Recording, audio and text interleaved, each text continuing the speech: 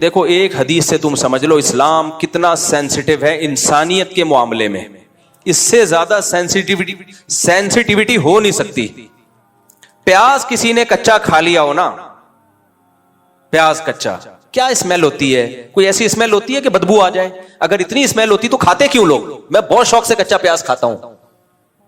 کچا پیاز بہت خاندانی چیز ہے صحت کے لیے. دوپہر نا خوب پلیٹ بھر کے کچا پیاز, شروع میں تھوڑی بدہضمی ہوگی, عادت ڈالو, پہلے تھوڑا, پھر تھوڑا زیادہ, پھر تھوڑا زیادہ. نہیں آ رہا.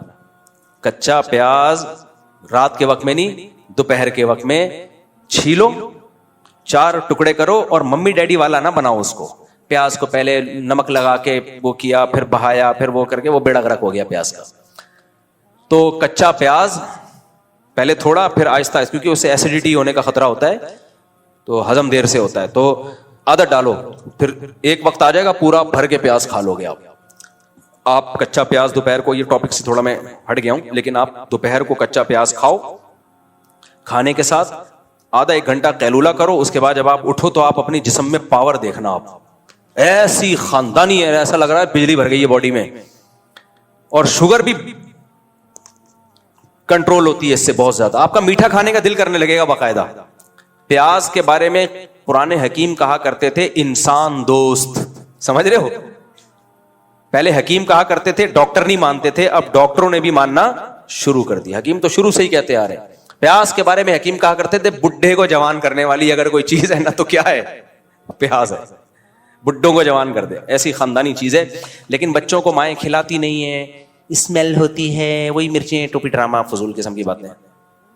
تو میں نے جب جس اسکول میں پڑھتا تھا وہاں میں پٹھانوں کے اور یہ جو بلوچ بچے ہیں نا ان کو دیکھتا. 4تھی کلاس میں نے بلوچوں کے بچوں کو دیکھا ہے ایسے سیب کی طرح پیاز کھاتے ہوئے. میں کہتا تھا ان کا اسٹیمنا دیکھو یار, کیونکہ ہم تو ممی ڈیڈی ٹائپ کے تھے, فل ممی ڈیڈی نہیں تھے, ورنہ یہ سب اتنی شادیاں وادیاں بچے بچے نہ ہوتے. شکر ہے بیلنس قسم کے ممی ڈیڈی تھے, اتنے وہ بھی نہیں تھے کہ کچا پیاز ایسے کھانا شروع کر دیں, لیکن ان کے اسٹیمنا میں دیکھتا تھا. اور وہ بچے بلوچوں کے بچے ایسے صحت مند تھے, ہر شخص ان سے پھڈا کرتے ہوئے ڈرتا تھا. پھر ہم جب سیکنڈری اسکول میں گئے تو وہاں بھی ہم نے دیکھا, ہمارے اسکول میں ایک بدماش لڑکا تھا, ہر ایک سے پھڈا. ایک بلوچ کا پھڈا اس سے ہونے والا تھا تو اس نے پھڈا کینسل کرا کے بھاگ گیا. میں نے کہا یار کیوں کہہ رہے بھائی, یہ بہت مشکل کیس ہے. حالانکہ وہ غریب بلوچ تھا. کیا تھا؟ ایسے پیاز کھاتے تھے سیب کی طرح, ناک سے پانی. اور 4تھی کلاس کا بچے میں یہ اسٹیمنا, بچہ بھی نہیں, کو ایجوکیشن تھا 5ویں کلاس تک ہمارا, تو بچی تھی وہ بلوچ بچی, ایسے پیاز کھا رہی تھی. ہم کہتے بھائی, تو بچے کو جس چیز کی عادت ڈالو گے ڈل جائے گی عادت. مائیں نہیں کھانے دیتی, آنسو نکلیں گے, ناک بہے گی, بہنے دو یار بچے کو, کچھ ممی ڈیڈی سے نکالو. تو وہ سوچو کتنی پھر ان کی صحت ہوتی تھی. پیاز آپ کے جراثیم مار دیتا ہے باڈی میں جا کے, بہت فائدہ مند چیز ہے. لیکن ایک اسمیل ہوتی ہے, اتنی گندی نہیں ہوتی کہ الٹیاں آ جائیں. تو نبی نے پیاز کھانے سے منع نہیں کیا, حلال چیز ہے بھائی کھاؤ. لیکن جب اجتماعی معاملہ ہوگا تو مسجد میں آنے سے پہلے اگر کسی نے کھا لیا تو آپ نے فرمایا لا یقربن مصلانا, ہماری نماز مسجد کے قریب بھی نہ پھٹکے, وہ اندر گھسنا تو دور کی بات ہے. اب آپ نے کچا پیاز کھا کے آپ آ گئے مسجد میں, آپ کو ڈکار آئی. سب کو تکلیف نہیں ہوتی, جو خود کھا کے آیا ہوگا اس کو کہاں تکلیف ہوگی, وہ اس سے بڑی ڈکار آپ کے منہ پہ لے لے گا, ڈکار کے مقابلے شروع ہو جائیں گے. لیکن کسی کو تو تکلیف ہو سکتی ہے نا. ایک آدمی کو تکلیف ہو گئی, وہ آیا یار تم نے پیاز کھائی ہے, اور تو دیکھو اب کوئی پیاز کھا کے مسجد میں آ گیا, ہمارا بیان سنا, اتنے فضائل پیاز کے, کچا پیاز کھایا, مسجد میں آیا, ہلکی سی ڈکار آئی, تیسرے آدمی کو تکلیف ہوئی, اس نے آ کے کہا یار, حالانکہ کوئی ایسا نہیں تکلیف ہوگی کہ کڑابازیاں کھا کے گر جائے گا, الٹیاں, کچھ بھی نہیں ہوگا. لوگ پتہ نہیں کیا کیا بدبوئیں لے کے آ رہے ہوتے مسجد میں. لیکن وہ آ کے آپ سے کہے گا کہ یار یہ تکلیف مجھے ہوئی ہے. آپ کو بھائی میرا ارادہ تمہیں تکلیف دینے کا نہیں تھا, پیاز حلال ہے نا, حرام تو نہیں ہے. ہاں بھی حلال ہے, اتنے فضائل ہیں. ہاں بھی ہے, تو کیا تیرے کو الٹیاں لگ گئی ہیں, پیٹ میں مروڑ ہو گیا ہے, اتنا نیک بننے کی کیا ضرورت ہے تجھے؟ تو یہ دلیل صحیح ہوگی. آخر میں آپ یہ کہو گے بھائی میرا ارادہ تمہیں تکلیف دینے کا نہیں تھا, بھائی میں نے تو جان بنانے کے لیے پیاز کھایا ہے. تو حدیث سے ہمیں پتہ چلتا ہے کہ یہ کافی نہیں ہے. اگرچہ آپ کا ارادہ تکلیف دینے کا نہیں تھا, لیکن پیاز کھانے سے پہلے آپ نے تکلیف سے بچانے کی نیت بھی نہیں کی. آپ کو باقاعدہ نیت کرنی چاہیے تھی کہ میں پیاز تو کھا رہا ہوں لیکن میں نیت کرتا ہوں میرے اس عمل سے کسی کو ذرا سی بھی تکلیف نہ ہو. تو اگر نماز کا ٹائم ہوگا تو آپ کہو گے تکلیف تو ہو سکتی ہے. بھائی ہونا ضروری نہیں ہے, تکلیف کا امکان کافی ہے. خوب سمجھ لو, آپ کچا پیاز کھا کے آئے تو ضروری نہیں ہے کہ لوگوں کو تکلیف ہو, لیکن امکان ہے کہ میں بھی ہو سکتا ہے تکلیف ہو. اس ہو سکتے سے بچانے کے لیے کیا حکم دیا جا رہا ہے؟ مت کھا کے مسجد میں مت آؤ. اس لیے نماز کے بعد لنچ رکھیں اپنا, اور نماز سے پہلے رکھا ہے تو پھر پیاز نہیں کھائیں آپ اس میں, یا اتنی ہلکی کوانٹٹی میں کھائیں کہ اس کے بعد کھانا کھا کے اس کی اسمیل آئی نہیں. بعض وقت لٹل کوانٹٹی میں کھایا جاتا تو نہیں پتا چلتا. یا اس کو پکا کے کھا لیں, لیکن پکا کے وہ فائدے نہیں ہوتے. تو اس سے شریعت کا مزاج سمجھنا چاہیے کہ جو شریعت آپ کو کچا پیاز جو حلال چیز ہے, جس کی اسمیل سے کوئی نہ بندہ بے ہوش ہوتا ہے, نہ اس کو الٹیاں آتی ہیں, نہ وہ ایسے منہ خراب کرتا ہے, بس ہلکی سی اسمیل آئے گی. جب جو شریعت یہ اسمیل برداشت نہیں کر رہی ہے, وہ واش روم میں پانی بہائے بغیر آپ کو باہر نکلنے دے گی؟ وہ اپنی پروڈکٹ آپ کو نمائش کے طور پہ دوسروں کو دکھانے کا موقع دے گی؟ وہ اپنی پخانے کی گندی بدبو ایگزاسٹ چلائے بغیر آپ پبلک کو سنا رہے ہو, اس کی پرمیشن دے گی آپ کو؟ نہیں آئی میرا خیال ہے بات. تو یہ کہاں ہو سکتا ہے بھائی؟ لیکن آپ دیکھ لو یہ ساری چیزیں ہماری سوسائٹی میں چل رہی ہیں. اور ایک اور اہم مسئلہ ہے, اللہ کرے وہ زیادہ اچھی طرح سمجھ میں آ جائے.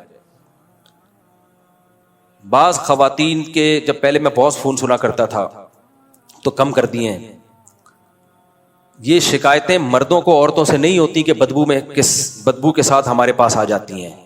یہ بیماری عورتوں میں نہیں ہے, مردوں میں بہت بیماری ہے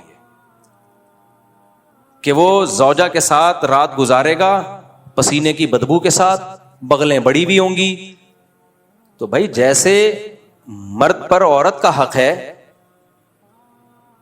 یعنی عورت پہ مرد کا حق ہے, ایسے ہی مرد عورت پر یعنی مرد پر بھی عورت کے حقوق ہیں. وَلَهُنَّ مِثْلُ الَّذِي عَلَيْهِنَّ بِالْمَعْرُوفِ. آپ کیوں اپنی بدبو اپنی بیوی کو سنگھا رہے ہو یار؟ اب عورتیں اس میں صبر کرتی ہیں, میاں ہے ناک پہ مکھی بٹھا لے گا اگر اس کو بول دیا تو یہ بھی غلط ہے, ناجائز ہے. یہ اللہ نے بیوی کے بارے میں کیا کہا؟ وَصَاحِبَتِهِ, تمہارے ساتھ رہنے والی. آپ مسجد میں 5 ٹائم کے لیے آتے ہو, اس میں جو لوگ آپ کے ساتھ کھڑے ہوتے ہیں, آج فجر میں جو کھڑا ہوا آپ کے ساتھ, ہو سکتا ہے ظہر میں وہ نہ ہو, کوئی دوسرا ہو, ان کو پیاس کی بدبو سے بچایا جا رہا ہے. اور بیوی جو ساری زندگی آپ کے ساتھ چپک کے رہتی ہے, اس کو اسلام آپ کی بدبو سے بچانے کا حکم نہیں دے گا ہے بھائی. اس کے بارے میں اسلام آرڈر نہیں کرے گا کہ اپنی بدبو اس سے چھپا کے رکھو. نہیں, آپ کی بدبو اس کو نہیں آنی چاہیے. نہاتے نہیں ہیں ایسے عظیم لوگ ہیں نا, عظیم لوگ, مہینے میں 1 دفعہ نہاتا ہے. میں کہتا ہوں تیری بیوی کیسے برداشت, وہ بیچاری عادی, اس کو بھی بدبو کی عادت پڑ جاتی ہے. ایک عورت کی شادی ہوئی بھنگیوں میں, اب اس کو بڑی اسمیل آتی تھی. تو 1-1.5 ہفتہ گزرا, 2 ہفتے گزرے, تو وہ اپنی ساس سے کہنے لگی, دیکھ جب میں تیرے گھر رخصت ہو کے آئی تھی کتنی بدبو تھی, 1 مہینے میں میرے آنے کی برکت سے وہ بدبو ختم ہو گئی. اس ساس نے بولا, میں بھی جب اس خاندان میں آئی تھی نا تو میں بھی اس خوش فہمی میں تھی کہ 1 مہینے کے بعد بدبو ختم.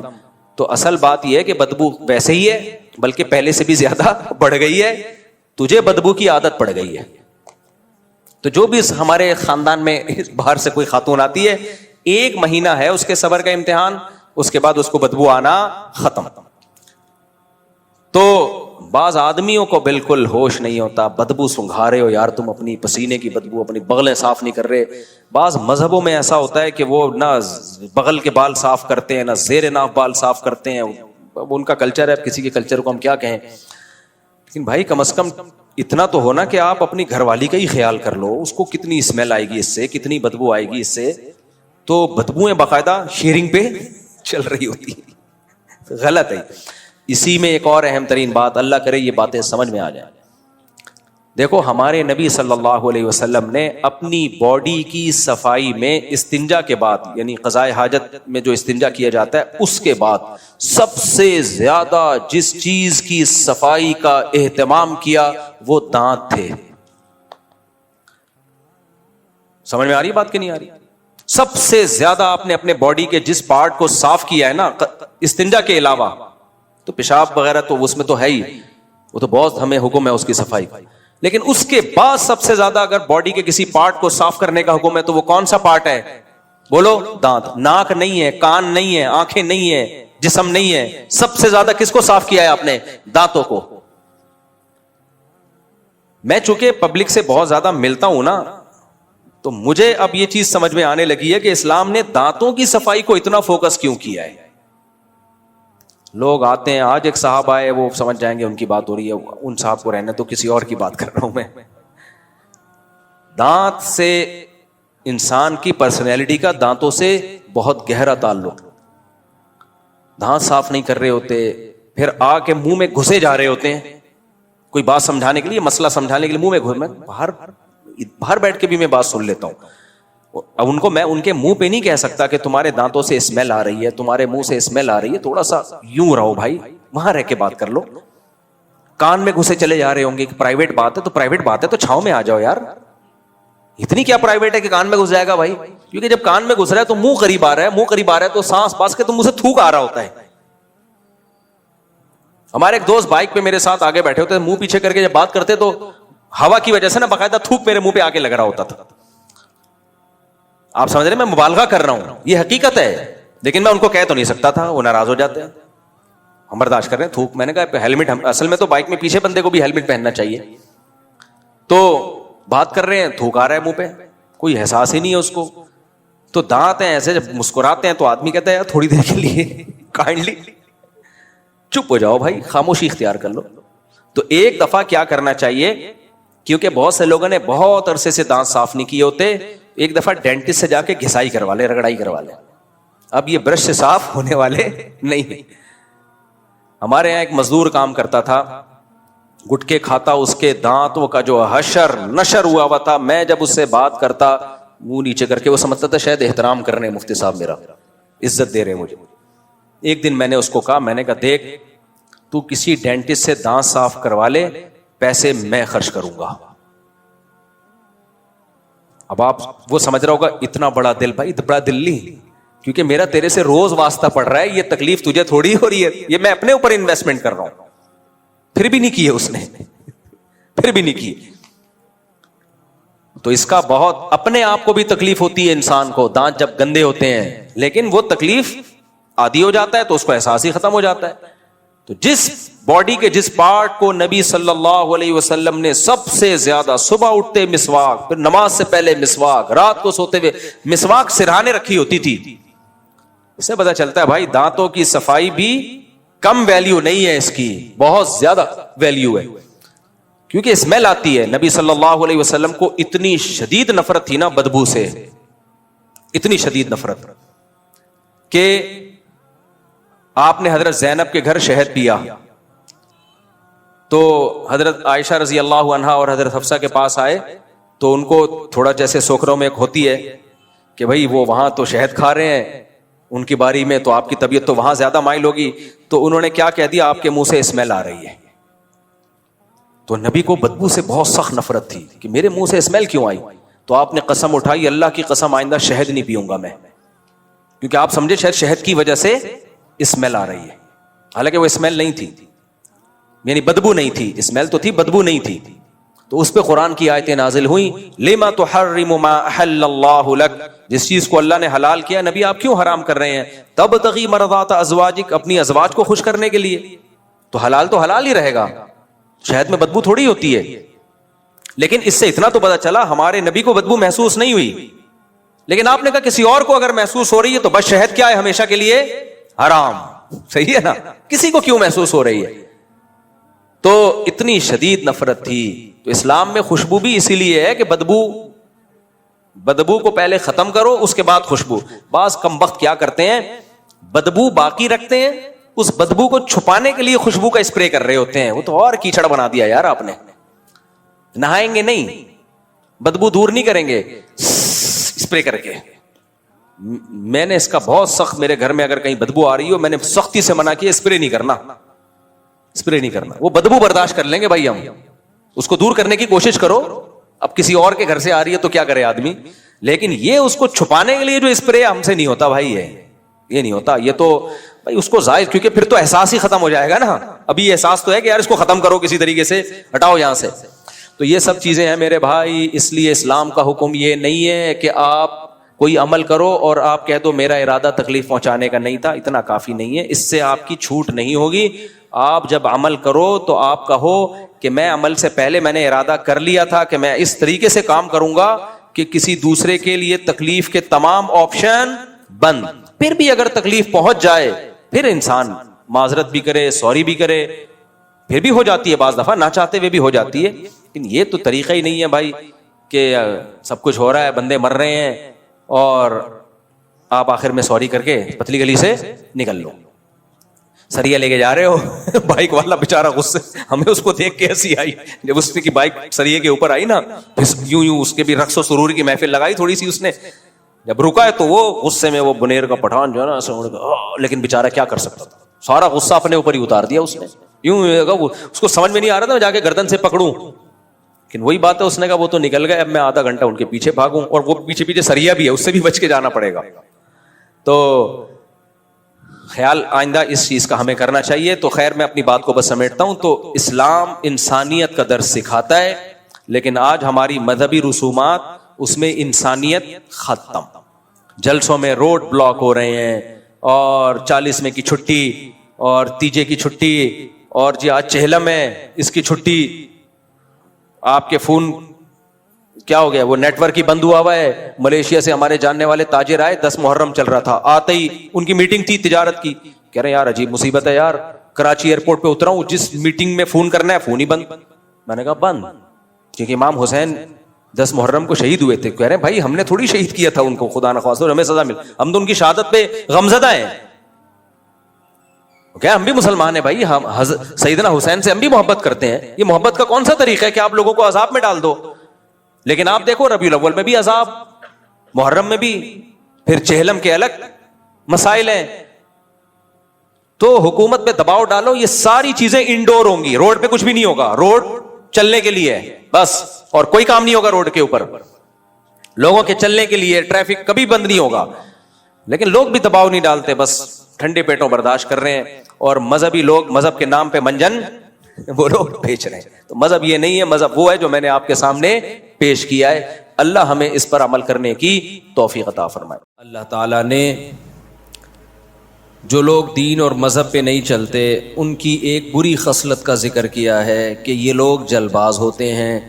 اذا مسہ الشر جزوعا، جب انہیں کوئی غم پہنچتا ہے تو بے صبرے ہو جاتے ہیں، مایوسی میں جانے لگتے ہیں. اور جب خوشی پہنچتی ہے، خاص طور پر خوشی کی ایک قسم اللہ نے بیان کی، دولت، مال، وہ بھی ایک خوشی کا ذریعہ ہے، تو منوعہ تو کنجوسی پہ اتر آتے ہیں. یعنی دل اور تنگ ہو جاتا ہے، یہ چاہتے ہیں کہ یہ ڈبل ہو جائے، ڈبل سے اور زیادہ بڑھ جائے. تو اس پر کئی ہفتوں سے بیان چل رہا تھا. فرمایا ان الانسان خلق ہلوعا اذا مسہ الشر جزوعا واذا مسہ الخیر منوعا الا المصلین. یہ قرآن کا جو اللہ ہے نا، یہ بڑا مزیدار ہوتا ہے. یہ ایک تلوار ہے. یہ کیا ہے؟ ایک تلوار ہے کہ چند لوگ ایسے ہیں کہ دیکھیں، دو ہی کنڈیشن میں انسان کا پتہ چلتا ہے نا کہ خوشی میں کیسا ہے اور غم میں کیسا ہے. نارمل حالات میں تو سب نارمل ہی ہوتے ہیں. مسئلہ پتہ چلتا ہے جب شادی بیاہوں میں دیکھ لو نا، آپے سے باہر آ جاتے ہیں. دیکھا ہے نا آپ نے، شادی بیاہوں میں ایک دم لمٹ کو کراس، اور غموں میں بھی لمٹ کراس کرنا شروع کر دیتے ہیں لوگ. تو اللہ تعالیٰ نے الا المصلین فرمایا کچھ لوگ ایسے ہیں جو ایسے نہیں ہیں، جن کے اندر یہ برائیاں نہیں ہیں. وہ غموں میں صبر کرتے ہیں اور خوشیوں میں شکر کرتے ہیں اللہ کا. جب کوئی خوشی ملتی ہے تو اللہ کا شکر کرتے ہیں. جیسے دولت ملی تو ان کے صدقات و خیرات اور زیادہ بڑھ جاتے ہیں. صحت ملی تو اور ان کے اندر تواضع پیدا ہو جاتی ہے. یہ کون لوگ ہیں؟ جو اللہ پر پکا ایمان رکھتے ہیں، جن کو اللہ کے وجود کا یقین ہے. ان کو یقین ہے کہ کسی نے ہمیں بنایا ہے اور وہ ہماری ایک ایک عمل پر مطلع ہے. جو کچھ اس دنیا میں ہوتا ہے اس کی مرضی سے ہوتا ہے, اس کی مرضی کے بغیر کچھ بھی نہیں ہوتا. اگر ہمیں کوئی غم آیا ہے تو یہ اس نے دیا ہے, یہ اتفاق سے نہیں ہوا. سارا مسئلہ پھڈا کھڑا ہوتا ہے جب آپ کس چیز کو بائی چانس سمجھ لیتے ہو. بائی چانس ایسا ہو گیا تو آدمی کہتا ہے یار نہ ہوتا تو کتنا زبردست تھا یار. مثال کے طور پر آپ جا رہے ہو بائک پہ, میں مثالیں بھی وہی دیتا ہوں جو صبح شام خود بھگت رہے ہوتے ہیں. میں مثالیں وہی دیتا ہوں جو صبح شام خود بھگت رہے ہوتے ہیں. آپ بائک پہ جا رہے ہو, کراچی میں ٹینکر ہے, پانی کے ٹینکر ہے نا, ٹینکر مافیا تو ایک بڑا مافیا ہے, آپ کو پتہ ہے. ٹینکر ہے یا کنٹینر ہے. اب کیا ہوا کہ آپ بائک پہ, کئی بائکیں نکل گئیں کنٹینر کے لیفٹ سائڈ سے نا, آپ کا جب نمبر آیا تو اتفاق سے کنٹینر کا جو ٹائر ہے نا وہ کھڈے میں آ گیا اور وہ کنٹینر الٹ گیا آپ کے اوپر. یہ بہت واقعات ہوتے ہیں. باپ بولو گے یار 20 لوگ بائکوں والے نکل گئے یہاں سے, ہے بھائی میری ہی قسمت تھی کہ یہ کھڈے میں آنا ہے ٹائر اور یہ میرے اوپر ہی گرنا ہے. ہوتا ہے نا واقعات, کوئی پتھر ٹوٹ کے گرا, لینڈ سلائڈنگ ہوتی ہے نا پہاڑوں میں, پتھر لڑکتا لڑکتا لڑکتا لڑکتا آ رہا ہوتا ہے, 20 لوگ نکل گئے, آپ کی قسمت دھڑام سے آپ کی گاڑی کو اڑا دیا.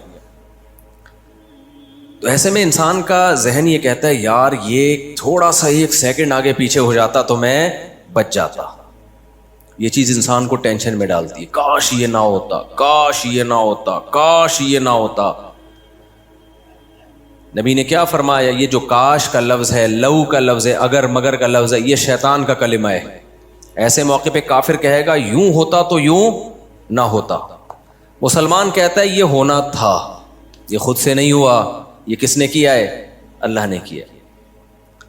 رفعت الاقلام وجفت الصحف, نبی نے فرمایا اللہ نے تقدیر جس قلم سے لکھی ہے, لکھ دیا نا اللہ نے یہ ہوگا, اتنی بائکیں گزر جائیں گی, یہ والی بائک جب آئے گی تو اسی وقت ٹائر کھڈے میں آئے گا. حالانکہ اس سے بڑے بڑے کھڈوں میں پہلے آ چکا ہے مگر کنٹینر گرا نہیں, صرف لوز ہوا تھا اس وقت.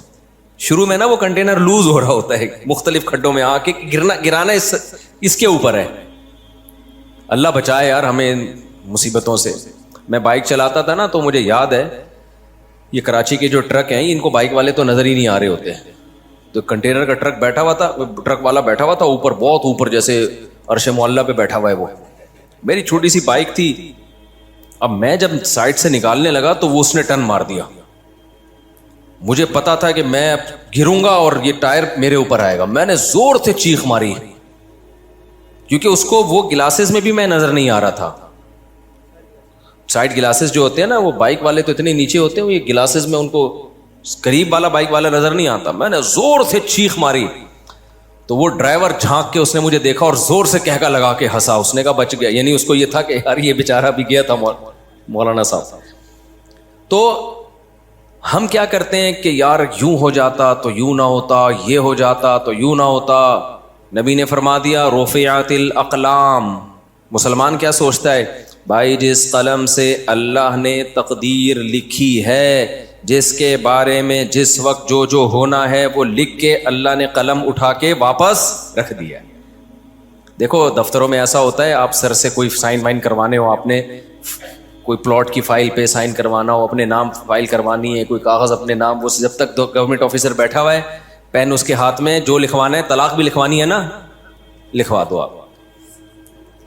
اس وقت اس کا موڈ اچھا ہے, آپ اس کو رشوت دے کے, لڈو کھلا کے, کچھ بھی ہے.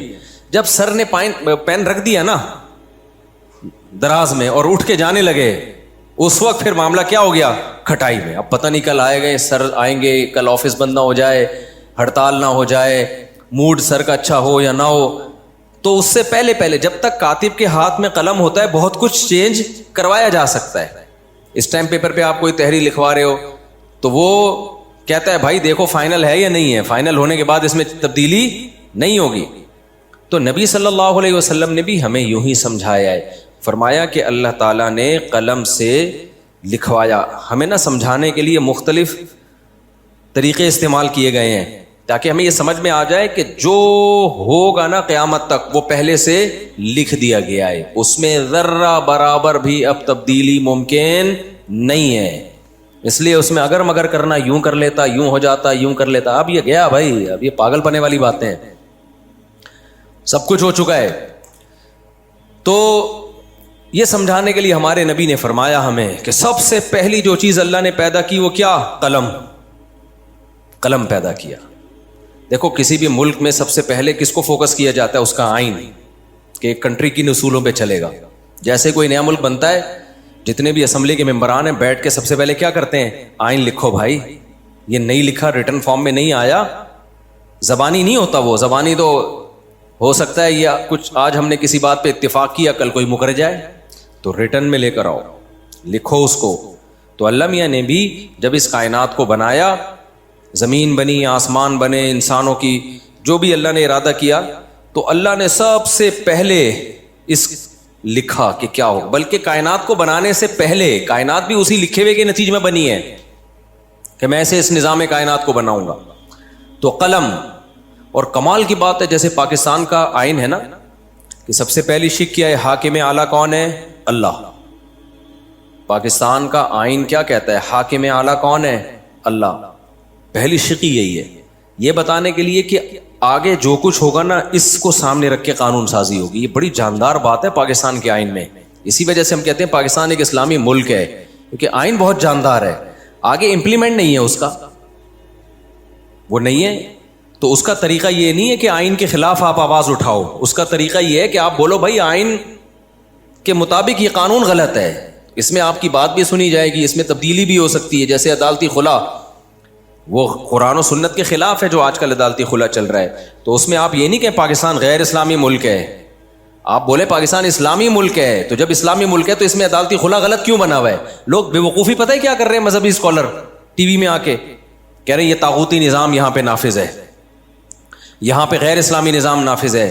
بھائی صاحب اس سے تو آپ فیور کر رہے ہو ان قوتوں کو جو چاہتی ہیں کہ اسلام نہ آئے. آپ نے تو کہہ دیا کہ غیر اسلامی ہے، وہ کہیں گے ہم تو کہہ رہے ہیں غیر اسلامی ہے، تو پھر تم مولوی لوگ جو ٹوپیاں پہنی ہوئے یہاں سے کیا کرو؟ نکلو. یہ بالکل ایسا ہی ہے جیسے قائد اعظم کو لوگ سیکولر ثابت کرنے کی کوشش کرتے ہیں، وہ تو سیکولر تھے. تو اس سے مقصد کیا ہوتا ہے؟ یہ بتانا کہ بانی پاکستان سیکولر تھے، لہذا یہ اسٹیٹ بھی کیا ہے؟ سیکولر ہے. اسی وجہ سے علماء کہتے ہیں نہیں بھائی وہ سیکولر نہیں تھے، ان کا نظریہ تھا دو قومی نظریہ اور پھر اسلام کے نام پہ ملک. یہ تو انہوں نے آواز اٹھائی تھی. اگر وہ سیکولر ہوتے تو اسلام کے نام پہ کنٹری کیوں بناتے؟ وہ جو بین الاقوامی عدالت میں مقدمہ چلا ہے، وہ مقدمہ یہ چلا ہے مسلمانوں کو ایک الگ کنٹری چاہیے جہاں وہ اسلامی تعلیمات کے مطابق فیصلہ کریں. تو کوئی سیکولر آدمی اس طرح کا مطالبہ کر سکتا ہے؟ اس مطالبے سے پتہ چلتا ہے. تو کچھ نعرے بڑے زہریلے ہوتے ہیں، دیکھنے میں کیا لگ رہے ہوتے ہیں؟ بڑے اٹریکٹیو. تو جو لوگ یہ کہتے ہیں نا پاکستان سیکولر اسٹیٹ ہے، وہ پس پردہ بیڑا غرق کر رہے ہیں مذہب کا. کہنے میں تو وہ بڑے اچھے لگتے ہیں، یار دیکھو یہ سیکولر، یہ اس کا مطلب یہ سیکولر مان لیں پھر ہم اسلام کے لیے اس میں کوشش کریں گے. نہ نہ نہ، آپ نے سیکولر مان لیا تو اب اسلام کے لیے اس میں کوشش نہیں ہو سکتی. جیسے ہندوستان ایک سیکولر اسٹیٹ ہے نا، تو اگر مسلمان مان لیں کہ انڈیا سیکولر اسٹیٹ ہے تو پھر اسلامی نظام کی بات کر سکیں گے؟ وہاں پہ نہیں کر سکیں، کوئی بھی نہیں سنے گا. تو اس لیے خوب اپنا کانسیپٹ کو کلیئر کرو. جب بھی کوئی کہتا ہے پاکستان ایک غیر اسلامی ملک ہے، یہ غلط. اس میں کچھ مخلص لوگ بھی ہیں لیکن ان کو پتہ نہیں کہ ہمارے اس ورڈنگ کا نتیجہ کیا نکلے گا، وہ بے وقوفی والی بات کر رہے ہوتے ہیں. تو یہ اپنا کانسیپٹ کلیئر رکھیں، پاکستان اسلامی ہے، اسلامی تھا اور اسلامی رہے گا. کسی کا باپ بھی اس کو سیکولر اسٹیٹ انشاءاللہ نہیں بنا، ہم بننے بھی نہیں دیں گے. تو آئین ہمارا 100% اسلامی ہے. ہاں یہ بات ضرور ہے کہ گورنمنٹ کو جب گڑبڑ کرنی ہوتی ہے، غیر اسلامی لا پاس کرنا ہوتا ہے، تو لیبل کس کا لگا دیا جاتا ہے؟ اسلام کا. لیبل اسلام کا لگا دیا جاتا ہے. تو اس پہ اسمبلی میں آواز اٹھائی جا سکتی ہے، اس پہ وفاقی شرعی عدالت میں آواز اٹھائی جا سکتی ہے. وفاقی شرعی عدالت بنی ہوئی ہے، آپ اس میں کیس کریں کہ یہ قانون غیر اسلامی ہے، جس پہ لیبل کس کا لگ گیا ہے؟ اسلام کا. تو لا قانون آپ کا ساتھ دے گا اس میں. سمجھتے ہو؟ آپ قرآن و سنت سے ثابت کر دو دلائل کی دنیا میں. حضرت مفتی تقی عثمانی صاحب جب تک وفاقی شرعی عدالت کے جج تھے، درجنوں قوانین جو غیر اسلامی تھے ان کو اسلامی بنا دیا گیا تھا. کسی سیکولر اسٹیٹ میں ایسا ممکن نہیں, آپ امریکہ میں کیس کر کے دیکھو, کوئی شرعی عدالت ہی نہیں ہے وہاں پہ. آپ بولو جی یہ غیر اسلامی قانون ہے, اس کے خلاف ہم آواز اٹھاتے ہیں, وہ کہیں گے بھائی تو غیر اسلامی ہے تو یہ ملک اس غیر اسلامی ہے, اسلامی کس نے کہا کہ یہ ملک ہے. لیکن یہاں میں ممبر پہ بیٹھ کے بار بار چیختا ہوں نا کہ عدالتی خلا غیر اسلامی, عدالتی خلا غیر اسلامی. کیوں؟ مجھے یہ چیخنے کا حق ہے. تو اسلامی ملک میں تو میں چیخ سکتا ہوں, غیر اسلامی کنٹری میں اس طرح آواز نہیں اٹھا سکتا. تو اسلامی ہے تبھی تو آواز اٹھا رہا ہوں. نہیں آئی میرا خیال ہے بات. دیکھو ایک مسلمان نماز نہیں پڑھتا, آپ اس کو بولتے ہو ابے تو کلمہ گو ہے, نماز کیوں نہیں پڑھتا, چیخ رہے ہو, چلا رہے ہو, اس کا مطلب آپ اس کو مسلمان مان رہے ہو. ہاں مسلمانوں والی ایک کام نہیں کر رہا یہ, تو مسلمان مان رہے ہو. اب وہ نماز نہیں پڑھ رہا اور آپ کہہ رہے ہو نماز پڑھو نماز پڑھو. کسی نے کہا یہ کافر کا بچہ ہے یہ, کیونکہ نماز نہیں پڑھتا, یہ کام اس کے سارے کافروں والے. دیکھو کافر بھی نماز نہیں پڑھتے, یہ بھی نماز نہیں پڑھتا, تو یہ مسلمان کہاں سے ہو گیا؟ تو ہم اس سے اس کو فیور دے رہے ہیں, اس کا مطلب اب ہم اس کو نماز کا کہہ ہی نہیں سکتے. تو اسی طرح پاکستان میں بہت سارے کام غیر اسلامی ہیں, لیکن کنٹری کیا ہے؟ اسلامی ہے. تو ان غیر اسلامی کاموں کے خلاف آواز اٹھائی جائے گی, اور آواز اسی بیس پہ اٹھائی جائے گی کہ ہم اس ملک کو اسلامی مان رہے ہیں. اگر مانیں گے ہی نہیں تو پھر آواز تھوڑی اٹھائی جائے گی. مسلمان کو نماز کا کہا جائے گا, کافر کو نماز کا نہیں کہا جاتا. تو ہوتا یہ ہے کہ جو اسمبلیوں میں بیٹھے ہوئے لوگ ہیں, جب اپنی مرضی کا کوئی الٹا قانون نافذ کرنا ہوتا ہے اس پہ کیا لگا دیا جاتا ہے؟ اسلام کا لیبل. تو یہ گڑبڑ ہو رہی ہے. تو اس کے لیے ضیاء الحق کے دور میں ایک بڑا خاندانی کام ہوا تھا, وفاقی شرعی عدالت بنی تھی کہ بھائی جو قانون آپ کو لگے نا غیر اسلامی, آپ اس میں کیس کرو. جب آپ کیس کرو گے, ثابت کر دو, تو وہ کالعدم ہو جائے گا. لیکن یہ کام ہو نہیں رہا ہے, اور یہ کام عوام کے دباؤ کے بغیر بھی نہیں ہوتا. بعض بہت مشکل سے چینج ہوتے ہیں قوانین, چھوٹے موٹے تو آسانی سے ہو جاتے ہیں, کچھ قوانین ایسے ہوتے ہیں ان میں بین الاقوامی دباؤ ہوتا ہے. جیسے یہ عدالتی خلا کا جو مسئلہ ہے نا, یہ بین الاقوامی دباؤ ہے حکومت پہ کہ بھئی یہ عورتوں کو طلاق کا حق دینا ہے, بھلے تمہارا خاندانی نظام تباہ ہو جائے, برباد ہو جائے, ہمیں اس سے کوئی لینا دینا نہیں ہے, بس حق دے دو. جب چاہے جو عورت کو کوئی میاں 6 بچوں کے بعد بھی اگر اس کو غفار پسند آ رہا ہے تو وہ جائے. اب یہ باہر کا دباؤ ہے. اب یہ وفاقی شرعی عدالت میں آپ چینج کروا سکتے ہیں, لیکن اس کے لیے عوام میں کا دباؤ ضروری ہے.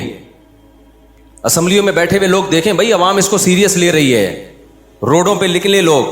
تو یہ کام ہے دینی سیاسی جماعتوں کا. سیکولر سیاسی جماعتیں کریں گی نہیں, ان کو اس سے غرض نہیں ہے. تو یہ کس کا کام ہے؟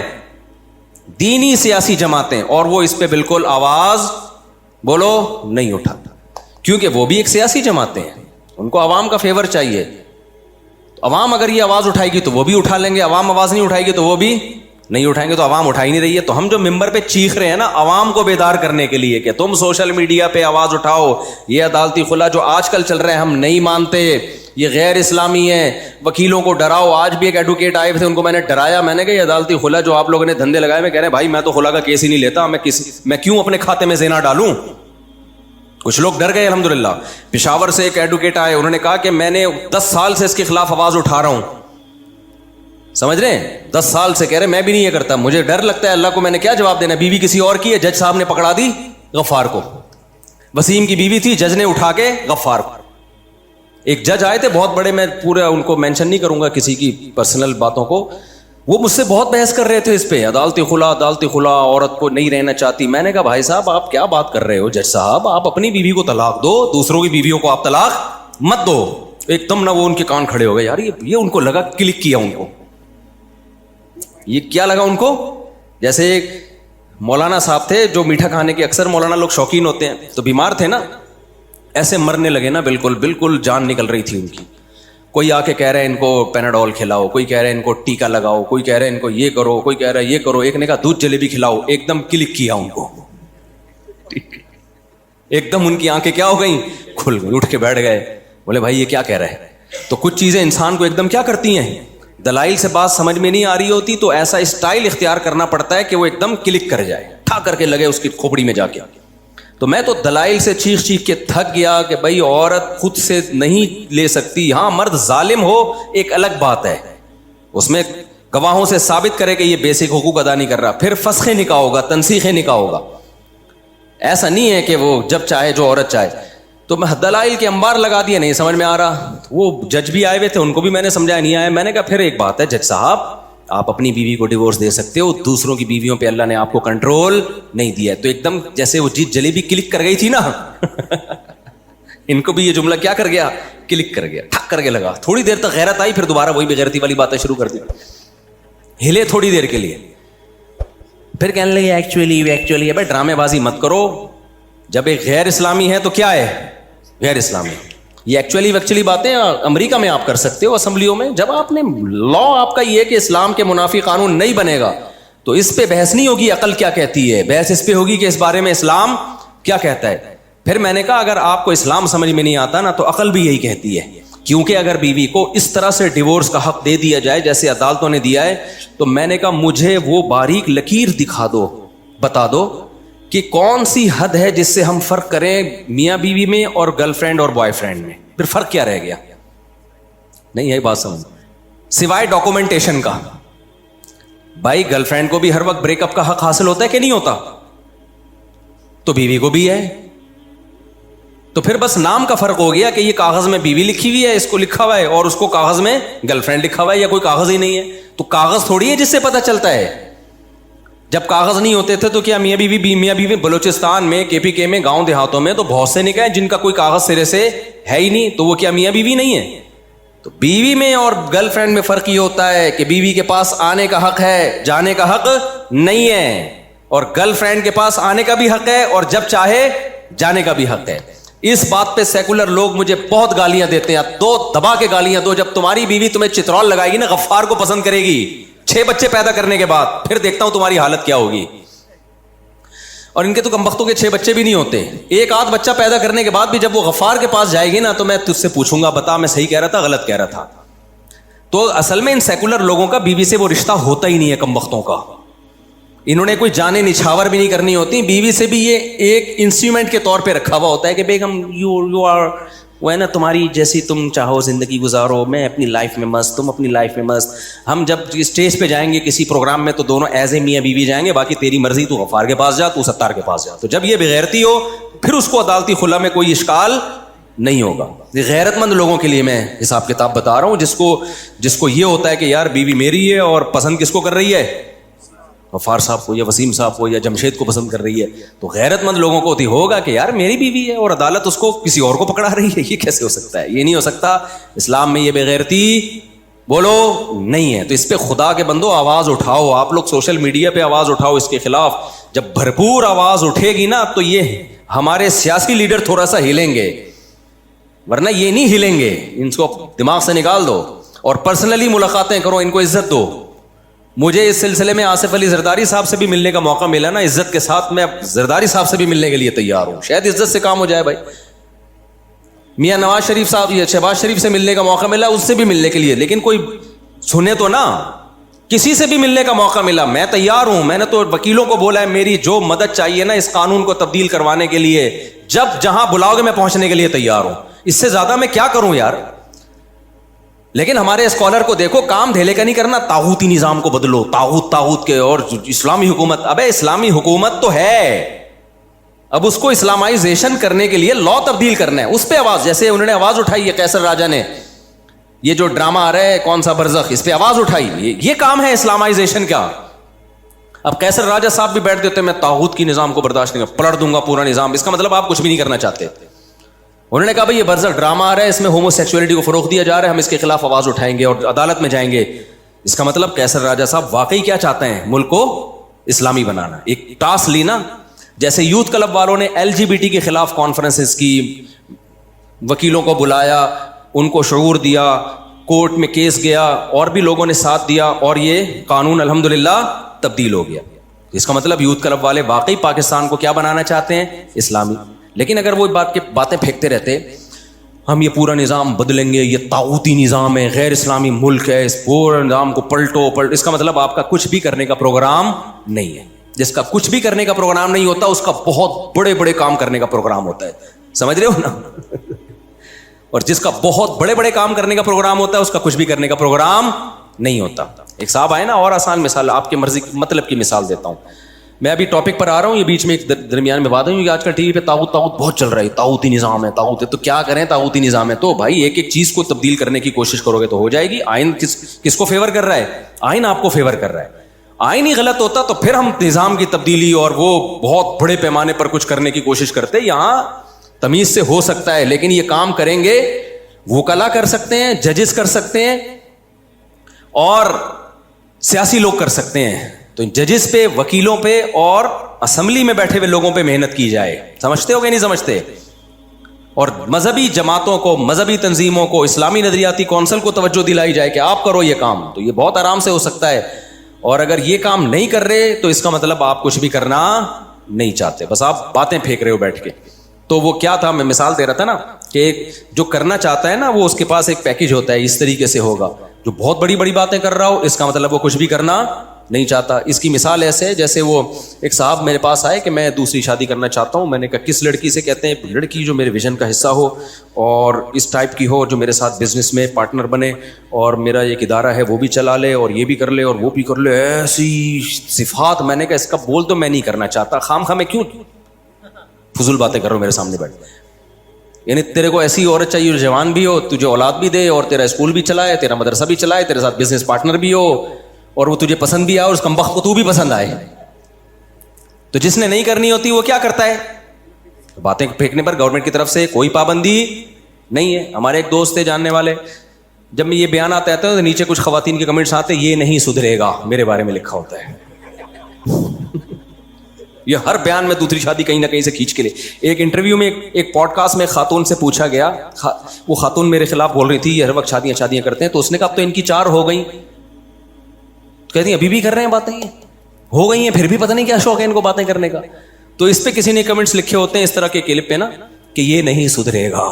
جن کو میرے بیان سے تکلیف ہو رہی ہے نا انہوں نے نیچے کمنٹس کیا ہوتے ہیں, یہ مولوی یہ مفتی نہیں سدھرے گا. تو واقعی میں نہیں سدھروں گا, میں بہت بگڑا ہوا ہوں. تو میں بولتا رہوں گا موت تک, مثالیں بھی میں دیتا رہوں گا اس کی. تو وہ کیا ہے, وہ میں بتا رہا تھا نا کہ ہمارے ایک جاننے والے ایک استاذ ہیں, عالم بھی ہیں, وہ ایسے نا بیٹھے ہوئے تھے کرسی پہ ٹیک لگا کے نا, اکثر میں نے دیکھا اسی طرح بیٹھے ہوتے تھے وہ. تو مجھے کہنے لگے کہ نسوار ان کے منہ میں تھی, پشتو اسپیکنگ ہے, مجھے کہنے لگے یار تم نے پتہ نہیں کیسے کر لی, ہماری تو کوئی دوسری بھی نہیں ہو رہی. تو میں نے ان کی نقل اتاری نا, میں کرسی پہ ایسے کر کے بیٹھ گیا, یوں کر کے نا ایسے کر کے تھوڑا نسوار والا میں نے وہ بنایا چہرہ. میں نے کہا اس طرح نہیں ہوگی, جب آپ کے پاس آؤ ادھر ہی بیٹھے ہوئے ہوگے اور کہہ رہے پتہ نہیں کیوں نہیں ہو رہی. ایسے تھوڑی ہوتی ہے بھائی, ہلنا جلنا پڑتا ہے, کیا خیال ہے, رشتہ تلاش کرنا پڑتا ہے, جانا پڑتا ہے. تو یہ کیا اس طرح؟ تو میں نے کہا پہلی ہو گئی, اس پہ اللہ کا شکر ادا کرو. تو میرے بھائی طاغوت کی بات کرنا, نظام کی تبدیلی کی بات کرنا بہت آسان, کوشش کرنا بہت مشکل ہے. تو کوشش, آئین آپ کو فیور کر رہا ہے. آئین کس کے ساتھ ہے؟ مذہبی لوگوں کے ساتھ ہے. کہ اتنی خاندانی شق آئین میں ڈل گئی ہے کہ قرآن و سنت کے اگینسٹ کوئی لا نہیں بنے گا. اب ہماری اسمبلی 100% بھی سیکولر ہو جائے نا, قانون کے ہاتھوں آگے مجبور ہو جاتی ہے.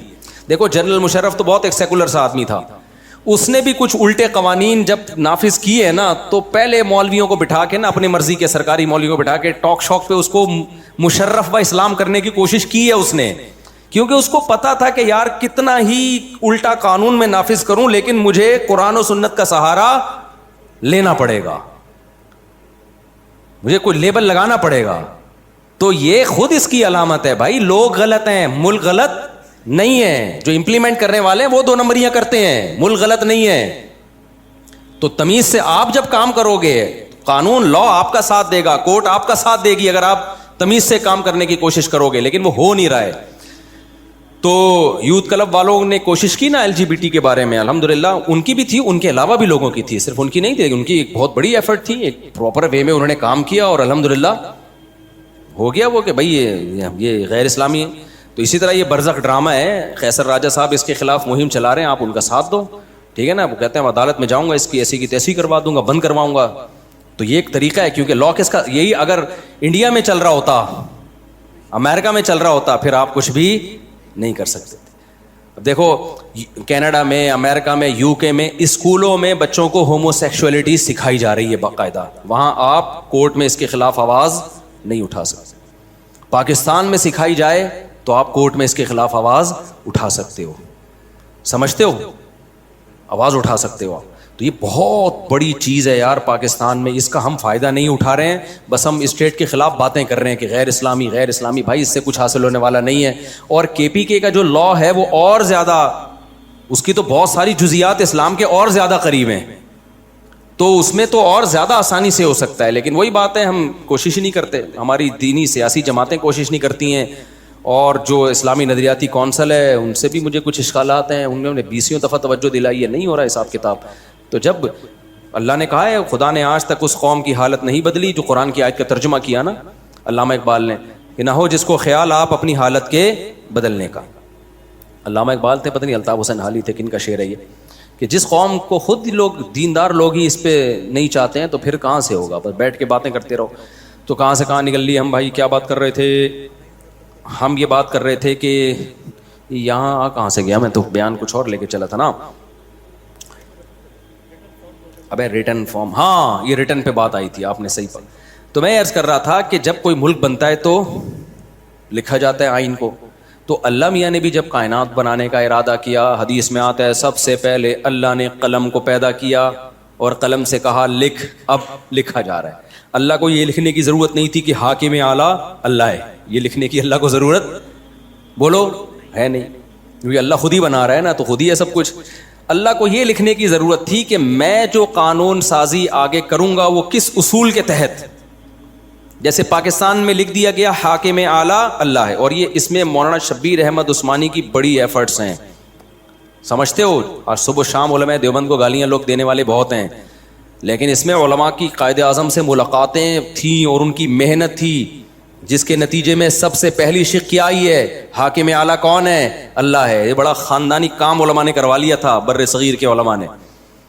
تو اب اسی شق کے نیچے سارے اصول طے ہوں گے. تو اللہ میاں نے کیا کیا بھائی, اللہ نے کہا میرا تو کوئی اسمبلی نہیں ہے, میں خود ہی قانون بنا رہا ہوں کہ اس کو کیسے چلایا جائے گا. تو اللہ میاں نے اپنے آپ کو پابند کیا سب سے پہلے, کہ میں جو قانون سازی کروں گا, جو میرے بندوں سے معاملات ہوں گے, مخلوق سے معاملات ہوں گے, وہ اس اصول کے تحت ہوں گے.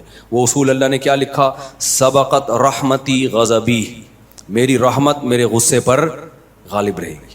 کیا مزہ آ گیا کہ نہیں آ گیا؟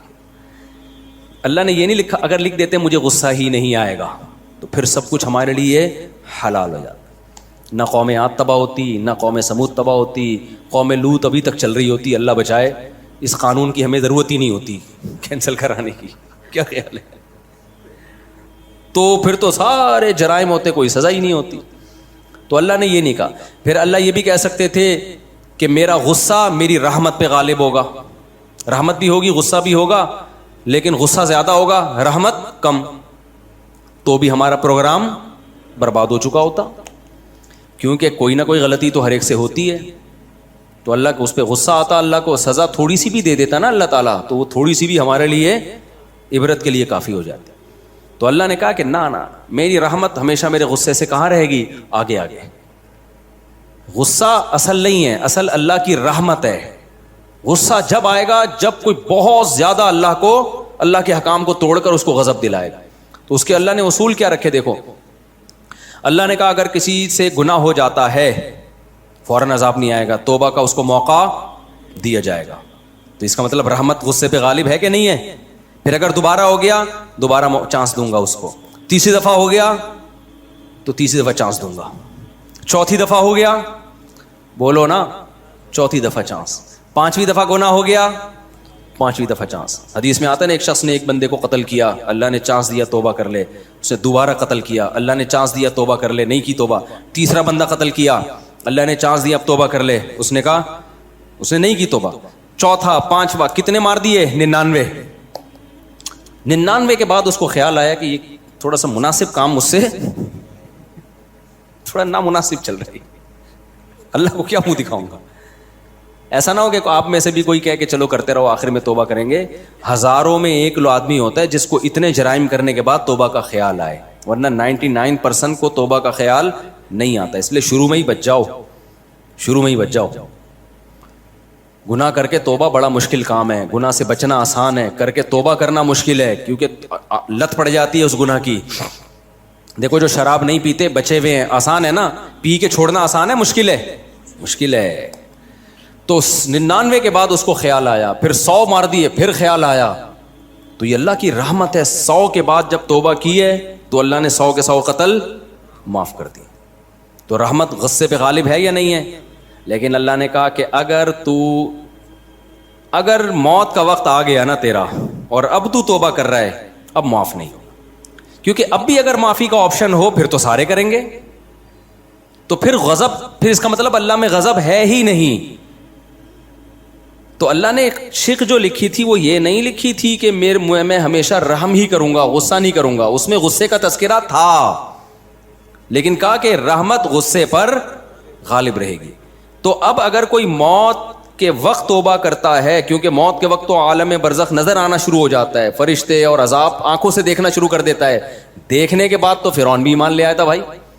ہزاروں بچوں کا قاتل 20 دفعہ سمجھایا گیا, موسیٰ کلیم اللہ کو بھیجا گیا, اتنے بڑے پیغمبر کو معجزے دکھائے گئے, سب کچھ, اس کی کھوپڑی میں بات نہیں آئی. بتایا کہ اب بھی توبہ کر لے. آخری چانس دیا گیا کہ بھائی سمندر میں راستے بن رہے ہیں, پانی میں, کیسا معجزہ, بنی اسرائیل وہاں سے گزر رہے ہیں, سمندر پھٹ گیا ان کے لیے, کتنا بڑا معجزہ دیکھا نا. وہاں بھی اگر توبہ کر لیتا تو اللہ معاف کر دیتا. کتنا بڑا اللہ نے اس کو آپشن دیا. اس کمبخت کو پھر بھی خیال نہیں آیا, اپنی فوجیں لے کے اسی راستوں میں اتر گیا جو کس کے لیے بنے تھے, بنی اسرائیل کے لیے. ابے بھائی یہ تو اس کے لیے اللہ نے تمہارے سامنے بنائے ہیں, ورنہ پانی ایسے کہاں پھٹتا ہے. دماغ کیا ہو گیا تھا خراب, اترا ہے اور پانی اللہ نے جوڑ دیا. یہ نہیں سدھرے گا. جیسے میں 4 شادیوں پہ بیان نہیں چھوڑوں گا نا, تو ہم تو غلط بات پہ تو نہیں اڑے ہوئے نا, صحیح بات پہ اڑے ہوئے. لیکن فرعون کس پہ اڑ گیا تھا, غلط پہ. تو فرشتوں نے بول دیا یہ نہیں سدھرے گا, یہ نہیں. اور واقعی جو برے لوگ ہوتے ہیں ایک حد تک جانے کے بعد پھر ان میں سدھرنے کا چانس ختم. اللہ تو توبہ کے لیے ہر وقت تیار بیٹھا ہے, لیکن پھر بندے کا چانس ختم, بندہ کرتا نہیں ہے توبہ. تو پھر کیا ہوا ہے, اللہ نے سمندر کو ملا دیا. جب ملایا ہے تو فرعون کا جب پانی حلق میں جانا شروع ہوا, فرعون نے کیا کہا, آمنت انہ لا الہ الا الذی آمنت بہ بنو اسرائیل. ہمارے استاد جب اس آیت کا ترجمہ کرتے, ہمیں درس جب قرآن ہم پڑھا رہے تھے نا ہمیں قرآن مدرسے میں, تو وہ اس آیت کے بڑا مزہ لے کے ترجمہ کرتے تھے. فرماتے تھے کہ دیکھو ساری زندگی فرعون ایمان نہیں لایا, مرتے ہوئے لایا تو بڑی ڈیٹیل سے لایا ایمان. انہو, یہ ہو ضمیر شان ہے.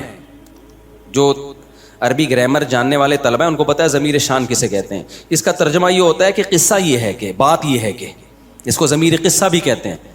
یعنی جب آپ کوئی بات شروع کرنے سے پہلے تمہید باندھتے ہیں نا کہ ایکچولی بات یہ ہے کہ, تو اس کے لیے ہو ضمیر لائی جاتی ہے, اس کا کوئی مرجع نہیں ہوتا.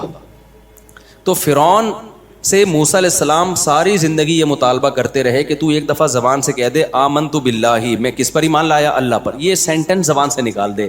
فرعون اتنا سا مختصر جملہ بھی زبان سے نکالنے کے لیے پوری زندگی تیار نہیں ہوا, بلکہ اوٹ پٹانگ باتیں کرتا رہا. لعلی ابلغ الاسباب, لاؤ سیڑھیاں لے کر آؤ, میں ذرا آسمان پہ چڑھ کے دیکھوں. اطلع الی الہ موسیٰ, موسیٰ کے خدا کو جھانک کے دیکھوں ہے بھی یا نہیں ہے. اس طرح کی فضول باتیں کرتا تھا جیسے آج کل ملحد لوگ کرتے ہیں کہ اللہ نظر کیوں نہیں آتا. ساری زندگی اوٹ پٹانگ باتیں کرتا رہا. اور جب پانی منہ میں جانے لگا ہے, اس کو پتا چلا اب ہم گئے, تو کیا کہتا ہے, آمنت انہو, میں ایمان لایا. بات نہیں, ایک اور جگہ کا انہو, وہ آیت میرے ذہن سے نکل رہی ہے اس وقت, کہ آمنت انہو لا الہ الا الذی آمنت بہ بنو اسرائیل, میں ایمان لایا اس بات پر, انہو کہ بات یہ ہے کہ اس اللہ کے سوا کوئی معبود نہیں ہے جس پر بنی اسرائیل ایمان لے کر آئے ہیں. تو اس سے پہلے اس نے ضمیر شان لا کے پوری تمہید باندھی ہے کہ بات یہ ہے کہ, ٹھیک ہے نا. تو ہمارے استاد فرمایا کرتے تھے کہ گویا فرعون بزبان حال یہ کہہ رہا تھا فرشتوں کو, بھائی ایک منٹ ذرا ٹھہرو, بات تو سنو, ٹھیک ہے نا. بات یہ ہے کہ ایکچولی بات یہ ہے. اس کی مثال ہے جب ہم کسی چور کو پکڑ کے چترول لگاتے ہیں نا, رنگے ہاتھوں پکڑا گیا ہو, تو وہ یہ نہیں کہتا میں چور نہیں ہوں, اس کو پتا یہ تو رنگے ہاتھوں چوری کرتے ہوئے پکڑا گیا ہے. تو وہ کیا کہتا ہے, بھائی بات یہ ہے کہ بات تو سنو یار, یعنی تم کچھ تھوڑے ٹائم کے لیے رکو گے تو میں آگے ایکسپلین کروں گا. تو یہ بات یہ ہے کہ مطلب یہ ہوتا ہے بات آگے آ رہی ہے تو مجھے مارو نہیں, پہلے ذرا میری بات سنو. پھر وہ آگے کوئی بھی کہانی بنا رہا ہوتا ہے کہ ٹھیک ہے میں نے یہ چیز اٹھائی ہے لیکن ایکچولی ہوا یہ تھا, یہ کچھ بھی کس سے سنائے گا نا آگے. لیکن وہ جو بات شروع کرتا ہے وہ کس سے کرتا ہے؟ بھئی بات یہ ہے کہ بات تو سنو، بات تو جیسے گھر میں جھگڑا ہو رہا ہوتا ہے نا، آپ کہتے ہیں بات تو سنو، ریلیکس، آر یو ریلیکسنگ؟ وہ ایک آدمی سمندر کے کنارے لیٹا ہوا تھا، تو ایسے کرتا پہن کے نا بڑے مزے سے، تو ایک شخص گیا آر یو ریلیکسنگ؟ اس نے کہا نو۔ اس کو بڑا اشکال ہوا کہ ریلیکس تو کر رہے، پتہ نہیں کیوں منع کر رہے کہ آئی ایم ناٹ ریلیکسنگ۔ دوسرا گیا آر یو ریلیکسنگ؟ کہتے ہیں نو آئی ایم ناٹ ریلیکسنگ۔ تو پھر تو کیا کر رہے ہیں، اتنے مزے سے لیٹا ہوا ہے، ہم تو یہ سمجھ رہے کہ ریلیکس ہو رہا ہے تو۔ تیسرا آیا are you relaxing? No I am not relaxing. چوتھے نے بولا بھائی اتنے لوگ آ کے تجھ سے پوچھ رہے ہیں آر یو ریلیکسنگ، تو بول دے۔ کہتے ہیں میں I am Sanjeet Singh, I am not relaxing. نہیں یہ بات میرا خیال ہے سمجھ، کہتے ہیں آئی ایم سنجیت سنگھ بھائی، آئی ایم ناٹ ریلیکسنگ۔ تو یہ خیر بیچ میں ویسے ہی ایک رائتا اور چٹنی کے طور پہ آپ نے دیکھا ہوگا جب کھانا چل رہا ہوتا ہے تو بیچ میں چٹنی کے طور پہ، اس کا بیان سے کوئی تعلق نہیں ہے۔ تو فرعون نے کیا کہا، بھائی تھوڑا ریلیکس، کیا کرو بھائی، ریلیکس ریلیکس، ابھی کیوں ڈبو کے مجھے مار رہے ہو یار، تھوڑا کیا کرو ریلیکس۔ بات یہ ہے کہ اس کا مقصد کیا تھا، تھوڑا فرشتوں کو کیا کرنا چاہ رہا تھا، ریلیکس۔ تو بات یہ ہے کہ پوری ڈیٹیل کے ساتھ، تو بھائی اب بھی اگر اللہ معاف کر دیتا نا تو اس کا مطلب پھر یہ ہوا کہ اللہ میں غضب ہے ہی نہیں، اللہ کی صفت انتقام کی آپ نفی کر رہے ہو، کیونکہ ایسے موقع پہ تو سب ہی توبہ کر لیتے ہیں۔ جب قبر کا عذاب اپنی آنکھوں سے دیکھیں گے، برزخ کی وحشت اپنی آنکھوں سے دیکھیں گے تو بھائی پھر تو سب ایمان لے آئیں گے۔ تو اس لیے اللہ نے ایک اصول اور ضابطہ بنا دیا، موت سے پہلے واپسی کا آپشن ہے، کچھ بھی کر لو اللہ اپنے در سے مایوس نہیں کرے گا، کچھ بھی کر لو۔ لیکن جب موت قریب آ گئی نا اور اس جہان میں ٹرانسفر ہونا شروع ہو گئے، اب نہیں ہوگا۔ پھر اللہ کا اصول اتنا سخت ہے، اللہ کہتے ہیں اگر ساری دنیا کی ساری دولت دے کے بھی عذاب سے جان چھڑانا چاہے گا جان نہیں چھوٹے گی۔ تو یہ لا اللہ نے کیا کر دیا، بولو، لکھ دیا آگے سارا اسی اصول کے تحت اللہ نے قانون سازی۔ تو بات اس پہ چل رہی تھی کہ انہی میں اللہ نے لکھ دیا تھا کس کا جو ہے نا ٹرک اتنی بائکیں گزر جائیں گی، اور جب یہ گزرے گا تو جو کھڈوں میں ٹائر آ کے اوپر کا کنٹینر لوز ہوا تھا نا تو وہ اسی سلسلے میں لوز ہوا تھا۔ ٹھیک ہے صحیح، وہ ہم نے لوز کس سلسلے میں کیا تھا، اس سلسلے میں کیا تھا کہ اس کے اوپر گرے، اس کو مارنا تھا ہم نے۔ تو اب جب اللہ بچائے ہم سب کو ایسے حادثوں سے، تو پھر ہم کہہ رہے تھے ہائے یوں ہوتا تو یوں ہوتا، بھائی جو مقدر میں تھا ہو گیا۔ ہاں اسلام یہ نہیں کہتا کہ آپ کھڈوں کے خلاف آواز نہ اٹھائیں کہ یہ کھڈا تو مقدر میں لکھا ہوا تھا اور اس کنٹینر نے تو گرنا تھا۔ ہم تو چونکہ اسباب کے مکلف ہیں اس لیے ہم نے اسباب کامیابی کے اختیار کرنے ہیں، کامیابی نہ ہو تو ہم نے کیا کرنا ہے، صبر کرنا ہے۔ سمجھتے ہو کہ نہیں سمجھتے ہو، اسباب تو کامیابی کے اختیار۔ تو حکومت کے خلاف تو احتجاج ہوگا۔ میں بار بار نا لوگ میرے بیانات کو چلا رہے ہیں وہ کہ میں نے کہا ہے نا کہ حکومت کے خلاف بغاوت جائز نہیں، تو لوگ کہہ رہے ہیں دیکھو بنگلہ دیشیوں نے بغاوت کی تو کامیاب ہو گئے۔ ہم مسلح بغاوت کے قائل نہیں ہیں، بنگلہ دیشیوں والی بغاوت کے ہم خلاف نہیں ہیں، وہ والی تو کرو، اس سے تمہیں کس نے منع کیا ہے، ٹھیک ہے نا۔ نہیں آئی میرا خیال ہے بات۔ میرے بیان پہ بہت سارے لوگ یہ کمنٹس کر رہے ہیں کہ مفتی صاحب کہتے ہیں اسٹیٹ کے خلاف بغاوت مت کرو، تو دیکھو مفتی صاحب اسٹیٹ کے پٹھو بن گئے، اور مفتی صاحب نے کہا جو بغاوت کامیاب نہیں ہوتی اس میں خون خرابہ ہوتا ہے۔ تو دیکھو حسینہ واجد کے خلاف بغاوت ہوئی نا بنگلہ دیش میں، کامیاب ہوئی کہ نہیں ہوئی، اور بنگلہ دیش کا اس کو فائدہ کتنا ہوا، کتنے جماعت اسلامی کے پرانے بوڑھے جو جیلوں میں پڑے ہوئے تھے چھوڑ دیے گئے، ان کی جان بخشی ہو گئی، اور ایک ایسی حکومت آ گئی جو انڈیا کے کنٹرول میں نہیں ہے، پہلے تو پورا انڈیا ہی چلا رہا تھا اس کو، تو ایک آزاد حکومت آ گئی وغیرہ وغیرہ۔ دیو مفتی صاحب کی بات غلط ثابت ہو گئی، مفتی صاحب کی بات آپ نے سمجھی نہیں ہے تو غلط کہاں سے ثابت ہو گئی؟ مفتی صاحب جو میں کہہ رہا ہوں کہ بغاوت مت کرو، اس سے ٹھاٹھا والی بغاوت ہے، مسلح دھماکے، اس سے قتل و غارت ہے، لوگوں کی لاشیں بکھریں گی، لوگوں کا نقصان ہوگا، اور پھر گورنمنٹ بھی کرے گی سب کچھ، اسٹیبلشمنٹ کرے گی تمہارے خلاف، قتل و غارت کا بازار کم ہونے کے بجائے گرم ہو جائے گا۔ پھر اس کا فائدہ کون اٹھائے گا؟ اسلام دشمن قوتیں ہیں، تو یہ آپ کے ہاتھ، باغیوں کے ہاتھ میں نہیں آ جائے گا یہ ملک، یہ چلے جائے گا اسلام دشمن قوتوں کے ہاتھ میں. باقی جو بنگلہ دیش والوں نے احتجاج کیا ہے وہ بندوقوں بموں والا احتجاج نہیں ہے, اس احتجاج کے تو ہم قائل ہیں. کراچی کی عوام وہ والا احتجاج نہیں کر رہی, تبھی تو پٹ رہی ہے. سمجھ میں آ رہی ہے بات کہ نہیں آ رہی؟ تو تمہارے گٹر کے ڈھکن کبھی بھی نہیں لگیں گے, تم ڈھکن لے زندگی میں ہی کراچی والوں زندگی گزارو. تم یہ احتجاج کو تو ہم قائل ہیں بھائی, یہ والا تو کرنا چاہیے. ہاں ہم مسلح احتجاج کے قائل نہیں ہیں, دھماکے شماکے مت کرو, بموں کی باتیں مت کرو, طاغوت کے خلاف اٹھو, لیکن یہ والا اٹھنا نہیں کہ اسلحہ لے کے اٹھ کے, یہ تو بڑا مسئلہ ہوگا. اور یہ جو تمہیں ترغیبیں دے رہے ہیں نا, یہ جو تمہیں ترغیبیں دے رہے ہیں, یہ مارکیٹ سے ہو جائیں گے شارٹ اور تمہیں پھنسوا دیں گے. ماضی میں دیکھ لو جنہوں نے بھی یہ کچھ کیا, جو تحریکیں چلانے والے لوگ تھے وہ محفوظ ہیں, اور نیچے کی سارے پبلک کو انہوں نے مصیبت اور عذاب میں ڈال دیا. تو یہ بڑے مسئلے ہوتے ہیں اس کی. تو مسلح بغاوت کے ہم قائل نہیں ہیں, باقی احتجاج تو آپ کا حق ہے بھائی. اسے تو یہ تو نہیں ہو رہا, تبھی تو نقصان ہو رہا ہے. ابھی حافظ نعیم صاحب نے بھی کیا تھا نا, دھرنے ورنے ہو گیا نا, اس کے کچھ مکے ہو گئے نا, تو اس کے تو ہم قائل ہیں بھائی. بیٹھو آپ جا کے کہیں بھی. تو عوام تو یہ بھی نہیں بیٹھ رہی. اب بلوں کے خلاف پرامن احتجاج کیا حافظ نعیم صاحب نے, اس کا فائدہ ہوا ہے. تو اس احتجاج کے ہم خلاف نہیں ہیں, اس کے تو بھرپور ہونا چاہیے اس ٹائپ کے احتجاجات. تو خیر, تو اب مسلمان کیا کرتا ہے میرے بھائی؟ مسلمان دیکھتا ہے کہ جب کوئی حادثہ ہو گیا تو وہ اگر مگر نہیں, وہ کہتا ہے یہ اتفاقی نہیں ہے. جب اللہ نے لوح محفوظ میں لکھا تھا تو اس میں ایک ایک پتا کا ہلنا بھی لکھا ہوا ہے. اس میں ایک درخت کا پتا ٹوٹ کے جو گرتا ہے نا, وہ بھی اس تقدیر کے بغیر نہیں ہوتا. تو جب ہے تو پھر مسلمان کیا کرتا ہے؟ یہ اتفاقی نہیں ہے.